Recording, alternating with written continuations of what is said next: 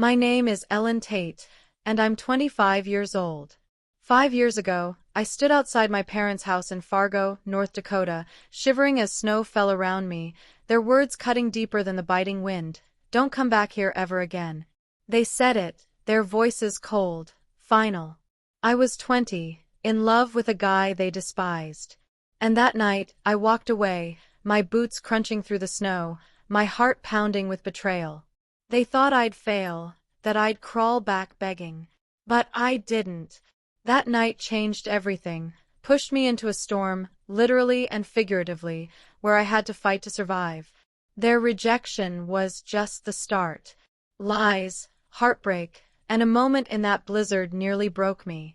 But I kept going. 5 years later, they wished they hadn't said those words. Stick around to hear how I turned their dismissal into my strength and how they paid the price for pushing me away. If you've ever been betrayed by family, drop a comment below and share your story. Hit that subscribe button to join me on this journey with Warth stories. Growing up in Fargo, North Dakota, I always felt like I was living in my sister Teresa's shadow. My parents, Patricia Neal and Harold Neal, ran our middle-class household like a showcase for their ambitions. Mom, with her sharp tongue and endless lists of expectations, wanted me to chase a degree from a prestigious university and marry someone who'd fit her vision of success, a doctor, a lawyer, someone with a title.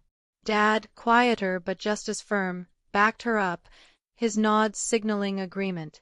Their dream was clear, a daughter who'd make them proud at neighborhood gatherings, someone to boast about at church. But I wasn't that daughter. I was Ellen, the one who didn't fit their mold. My sister, Teresa Porter, was their pride and joy. At 30, she had a law degree, a corner office at a local firm, and a fiancé who checked every box on Mom's list. Teresa's got her head on straight, Mom would say, her voice warm with approval, while I sat across the table, 18 and invisible. Teresa's achievements hung over me like a weight. Every A- I brought home was met with, "Your sister never settled for less than perfect." I'd clench my jaw, staring at my plate, wishing I could disappear. Dad would chime in, "You need to focus, Ellen," as if I wasn't trying. Their words carved a hollow space inside me, a constant reminder that I'd never be enough. High school was my rebellion. I'd slip out to local hangouts, cafes, record stores, anywhere I could breathe without their judgment. That's where I met David Reed. He was 25, a mechanic with calloused hands and a quiet confidence that drew me in. David worked at an auto shop on the edge of town, fixing engines and talking about his dream of running his own business. He wasn't the kind of guy Mom and Dad pictured for me, no college degree, no polished manners, but he made me feel alive. We'd sit in his truck, parked by the Red River, sharing stories about our lives. With David, I wasn't competing with Teresa. I was just me. When I told Mom about David, her face turned to stone. "A mechanic," she said, her voice slicing through the air. "You're meant for better than that." Dad didn't say much, but his frown spoke volumes. They dragged me to dinners with Teresa and her fiancé, pointing out how secure her life was, how I should aim for that. I tried to defend David, explaining he had plans, ambition, but Mom cut me off. "He's beneath you," she snapped, her eyes cold. I felt my face burn, my voice rising as I argued back, but it was pointless. They saw David as a mistake, a detour from their perfect plan for me. Teresa tried to play peacemaker, but it never went far. "They just want what's best," she'd say in private, her tone soft but distant. She'd spent years earning their approval, and I could see she didn't want to risk it. I was on my own, torn between their expectations and what I felt with David. He became my refuge. We'd meet after my shifts at a downtown diner, talking late into the night, dreaming of a life free from their rules. I started staying out longer, dodging Mom's lectures, ignoring Dad's disappointed sighs. The more time I spent with David, the more I pulled away from home. But the tension kept building. One evening, I caught Mom and Dad whispering in the living room. "She's throwing her future away," Mom said, her voice low and sharp. "That boy's trouble." Dad murmured something about discipline, his words too soft to catch. I stood in the doorway, my heart pounding, feeling like a stranger in my own home. They didn't trust me, didn't see me as anything but a disappointment. By 20, I was done trying to please them. I wanted a life that was mine, with David, away from their constant criticism. I didn't realize how soon that choice would spark a confrontation that would change everything. Loving David was the first time I dared to live for myself, but my family wouldn't accept it. By 20, I was done fighting to fit into Mom and Dad's vision of who I should be. David, with his easy smile and dreams of owning an auto shop, felt like my way out. I started spending nights at his small apartment, a cramped place above the garage where he worked. It wasn't much, faded walls, a lumpy couch, but it felt like freedom. I'd pack a bag, tell Mom I was studying late, and slip out to be with him. Each time I left, I could feel her disapproval burning through the phone calls I ignored. Dad's silence was just as heavy, his sighs louder than words. Teresa knew something was up. "You're playing with fire, Ellen," she warned one afternoon, her voice low as we sat in her car.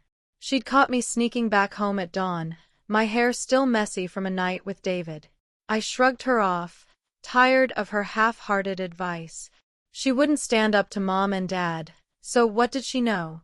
I was done hiding. One weekend, I made up my mind. I stuffed a duffel bag with clothes, my favorite books, and a few photos, and told David I was moving in.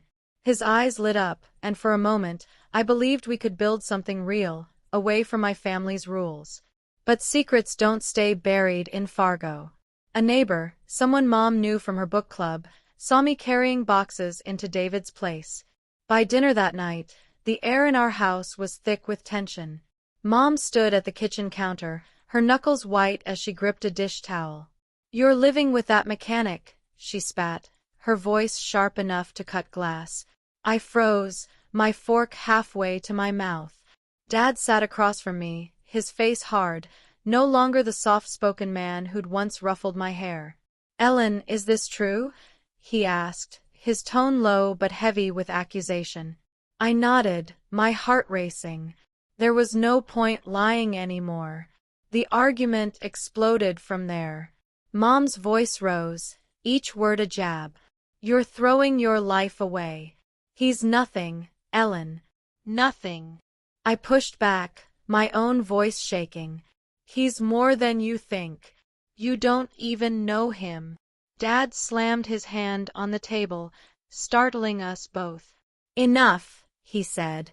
"You're embarrassing us." I stared at him, hurt slicing through me. Embarrassing them, that's what this was about. Their reputation, not my happiness. Teresa sat silently, her eyes fixed on her plate, offering no help.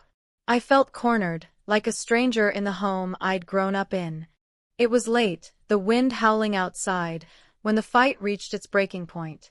Snow had started falling, thick and relentless, piling up against the windows. Mom pointed at the door, her face twisted with anger. "If you choose him, you're done here. Don't ever come back," she said, her words cold and final. Dad stood behind her, his jaw tight, not saying a word to stop her. I waited for him to speak, to soften her rage, but he didn't. My chest ached, a mix of fury and betrayal. "Fine," I said, my voice barely steady. "I don't need you." I grabbed my duffel bag, still packed from earlier, and stormed to my room for my coat. Teresa followed me, whispering, "Ellen, just apologize. They'll calm down." I shook my head, tears burning my eyes. "They don't want me, Teresa. They want someone I'm not." She reached for my arm, but I pulled away. I couldn't stay, not after those words. I walked out the front door, the cold hitting me like a slap. Snow swirled around me, clinging to my hair, my boots sinking into the fresh drifts. I stood on the porch for a moment, staring back at the house, its warm lights mocking me. The loneliness was crushing, heavier than the storm. I turned and started walking, my bag slung over my shoulder, toward David's apartment, not knowing what came next. Living with David in his small apartment, I thought I'd found happiness, until everything fell apart. After walking away from my parents' house, I settled into David's place above the auto shop. It was a tiny space, creaky floors, a single window overlooking the street, but it was ours. I felt lighter, free from Mom and Dad's constant judgment. David would come home smelling of motor oil, his grin chasing away the ache of that night I left. We'd cook cheap dinners, laugh over burnt toast, and talk about a future where he'd run his own garage. For the first time, I believed I could build a life on my terms. To make ends meet, I took a part-time job at a corner store in Fargo, stocking shelves and ringing up customers. The pay wasn't much, but I squirreled away every dollar, dreaming of a bigger place for us. David worked long hours at the shop, often staying late to fix extra cars. "It's for our future," he'd say, kissing my forehead before heading out. I trusted him, believed in the life we were piecing together. My sister Teresa called once, her voice hesitant, asking if I was okay. "I'm fine," I told her, cutting the conversation short. I didn't need her pity or Mom's lectures. I had David, and that was enough. 3 months in, cracks started to show. David began staying out later, checking his phone more than usual. I brushed it off at first, telling myself he was stressed. But then a message popped up on my phone, an anonymous note on Facebook Messenger, "Your boyfriend's not who you think." It read with just enough detail about David's late nights to make my stomach twist. I stared at the screen, my heart pounding. Who sent this? A jealous co-worker? A nosy neighbor? I didn't know. But doubt took root, gnawing at me. I started noticing things. David would step outside to take calls, his voice low, too quiet to hear. He'd leave his jacket on the couch, and once, I found a receipt for a coffee shop we never went to, dated for a night he claimed he was working. My mind raced, piecing together moments I'd ignored, his quick excuses, the way he avoided my eyes when I asked about his day. I felt sick, like the ground was slipping beneath me. I'd given up everything for him, my family, my home, and now this. I needed answers, but part of me dreaded what I'd find. One evening, I couldn't take it anymore. David came home late, his hair messy, a faint smell of perfume clinging to his shirt. I stood in the kitchen, arms crossed, my voice steady despite the shaking inside. "Who were you with tonight?" I asked. His eyes flickered, surprised, but he laughed it off. "Just the guys from the shop," he said, grabbing a beer from the fridge. I pressed harder, mentioning the message, the receipt, the calls. His face hardened, his voice sharp. "You're being paranoid, Ellen. I'm not doing anything." But his words felt hollow, his defensiveness a confession of its own. I didn't scream or cry. Something in me snapped, but it was quiet, resolute. "I'm done," I said, my voice low. David stared, his mouth opening to argue, but I cut him off. "I trusted you. I gave up everything for you." He reached for me, muttering excuses, but I stepped back. I couldn't stay in that apartment, surrounded by the life I thought we'd have. I grabbed my duffel bag, the same one I'd carried out of my parents' house, threw in my clothes and walked out. David called after me, his voice fading as I shut the door. The street outside was quiet, the cold seeping through my jacket. I had nowhere to go, no plan, just the weight of betrayal pressing down on me. I'd lost my family, and now David. I was alone again. That winter in Fargo was colder than any I'd ever known. After walking out on David, I was alone, my duffel bag slung over my shoulder, the weight of betrayal heavier than the clothes inside. I had no home, no family, no plan. The streets were slick with ice, wind howling as snow buried the sidewalks. I needed a place to stay, somewhere to rebuild, but my savings from the corner store were meager. I trudged through the storm, my breath fogging in the air, aiming for a cheap motel I'd heard about downtown. Each step felt heavier, the cold seeping into my bones, my mind racing with questions. Where would I go? How would I survive? The motel was farther than I thought. By the time I reached the bus depot on Main Avenue, the storm had worsened, visibility down to nothing. The depot was a small, dimly lit shelter, its benches empty except for a couple of stranded travelers. My fingers numb, I sank onto a bench, the hum of the heater barely cutting through the chill. I only had enough money left to rent a motel room for a few days after paying for food and bus fare. My options were running out, and panic crept in, sharp and unyielding. I'd left my parents' house, walked away from David, and now I was stuck with nowhere to turn. Desperate, I pulled out my phone, my hands shaking as I dialed my parents' number, the screen's dim light flickering in the dark. Maybe they'd softened. Maybe they'd let me come home, just for a night. Mom answered, her voice clipped. "What do you want, Ellen?" I swallowed, my throat tight. "I'm stuck, Mom. It's bad out here. Can I?" She cut me off. "Don't come back here. You made your choice." Her words echoed the night they'd kicked me out, each syllable a fresh wound. I tried Dad next, hoping he'd be kinder. "Ellen, you heard your mother," he said, his tone flat. "Don't call again." The call ended, and I stared at the phone, the cold screen mocking me, feeling smaller than ever. The storm raged outside, snow piling against the depot's glass doors. I sank back onto the bench, my bag at my feet, the weight of their rejection crushing me.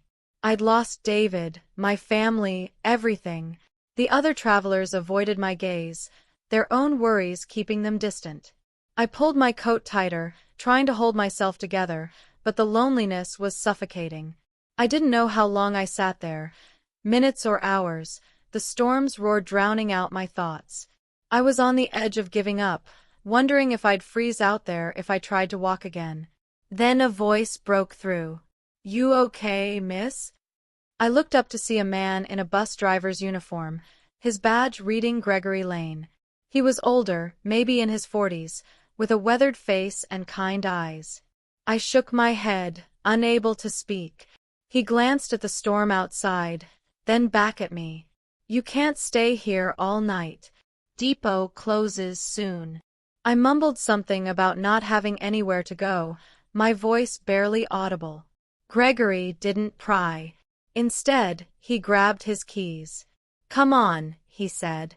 "I'm done with my shift. I'll get you somewhere safe." I hesitated, wary, but his steady demeanor put me at ease. I followed him to his bus, parked just outside, the engine still warm. The snow was relentless, but Gregory navigated the empty streets with care, driving me to a small inn on the edge of town. "They've got rooms, cheap ones," he said, looking at me. "Stay calm and face everything. Get yourself settled. You look like you need a break. We all do sometimes." I thanked him, my voice cracking, and stepped out into the storm. The inn's neon sign glowed faintly through the snow. Gregory's bus pulled away, and I stood there, a flicker of hope cutting through the cold. After that night in the blizzard, I knew I had to start over, relying on no one but myself. The inn Gregory dropped me at was a lifeline, but it wasn't a home. I had a few $100s from my corner store job, barely enough for a week's rent.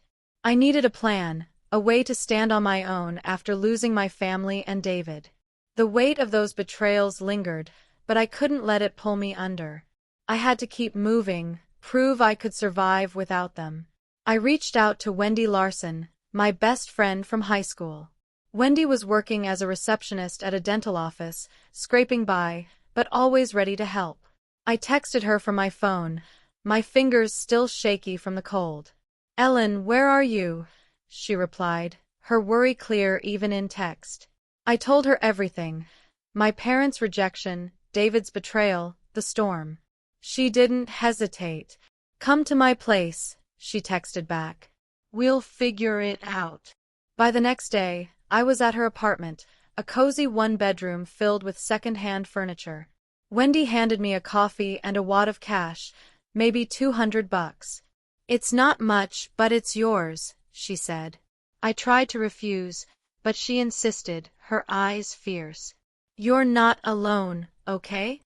With Wendy's help, I found a studio apartment on the edge of Fargo, a cramped space with peeling paint and a leaky faucet. It wasn't much, but it was mine. The rent ate up most of my savings, so I kept my job at the corner store, picking up extra shifts to cover bills. The work was grueling, long hours, rude customers, but it kept me afloat. Wendy stopped by often, bringing takeout or dragging me to a diner when I looked too worn out. "You're tougher than you think," she'd say, her smile pulling me back from the edge. Her belief in me was a spark, something to hold on to when doubt crept in. I wanted more than just survival. I'd always been good with numbers, so I enrolled in an evening accounting course at a community college. The classes were tough, balancing work and study, but they gave me purpose. I'd sit in the library after class, poring over textbooks, imagining a future where I didn't have to count pennies. The instructor, a stern woman with a knack for explaining ledgers, noticed my effort. "You've got potential, Ellen," she said one night, handing back a graded quiz with a rare smile. Those words stuck with me, a reminder I could be more than my parents' disappointment or David's cast-off. Then Teresa texted me. A letter arrived at my apartment first, her handwriting neat on the envelope. "I'm sorry for how things went," she wrote, her words careful but sincere. She'd tucked $50 inside, saying it was from her savings, not Mom or Dad's.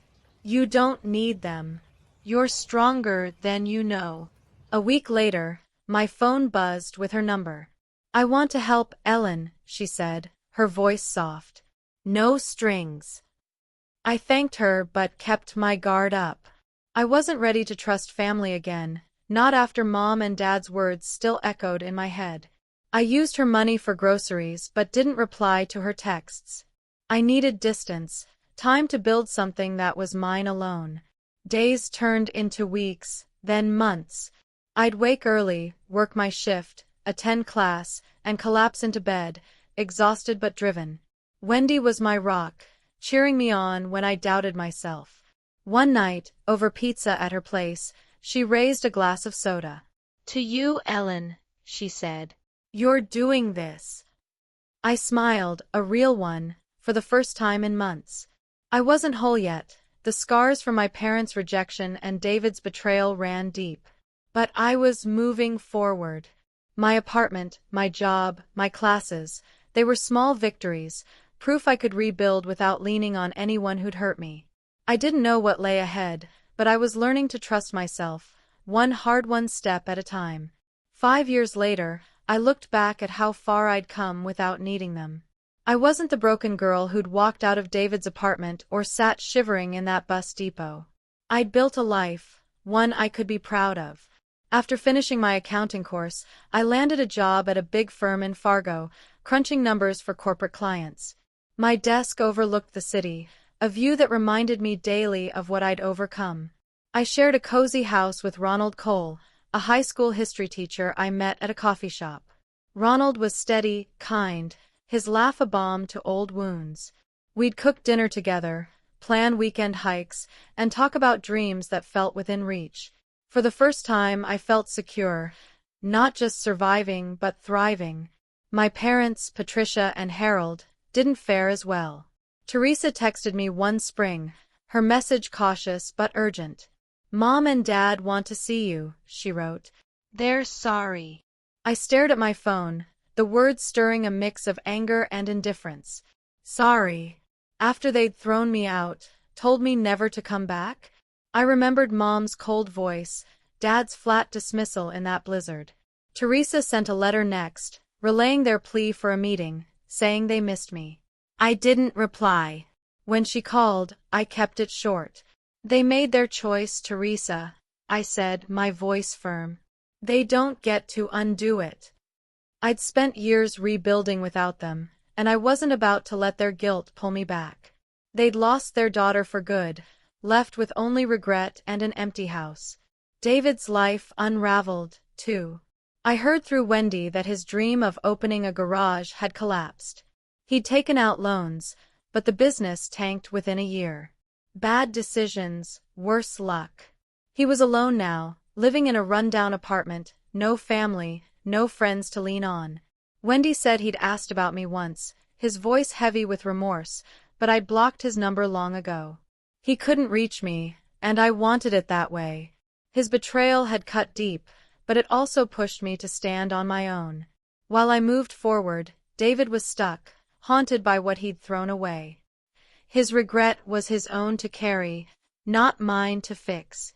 Looking back, that blizzard night changed me forever, but I didn't regret walking away. I'd been a girl desperate for approval, clinging to a family who judged me, a boyfriend who lied. Leaving them was the hardest thing I'd ever done, but it set me free. Every step, stocking shelves, studying late, scraping by in that tiny apartment, built the woman I'd become. I learned to value myself, not the validation of people who'd never see my worth. Mom and Dad's rejection, David's betrayal, they were painful, but they taught me I didn't need them. I had Ronald, Wendy, and my own resilience. My life was proof that choosing myself was worth it, no matter the cost. The biggest lesson I carried was this: protect your worth. Don't beg for love from people who can't give it. My parents chose pride over their daughter, and now they lived with silence. David chose fleeting distractions, and he ended up with nothing. I chose me, and I built a life I loved. Independence wasn't easy. It meant long nights, empty bank accounts, and moments of doubt. But it was better than clinging to a toxic family or a faithless partner. Walking away took courage, but it gave me strength I didn't know I had. To anyone listening, know this: you don't need to hold on to people who hurt you. Build your own path. Even if it's lonely at first, it's worth it. Thank you for staying with my story until the end. It means the world to share this journey with you. I'd love to hear your thoughts. What would you have done in my place? What lessons have you learned from walking away or standing up for yourself? Share them with me, with others. Your voice matters, just like mine did when I chose to start over. This is Warth Stories, signing off.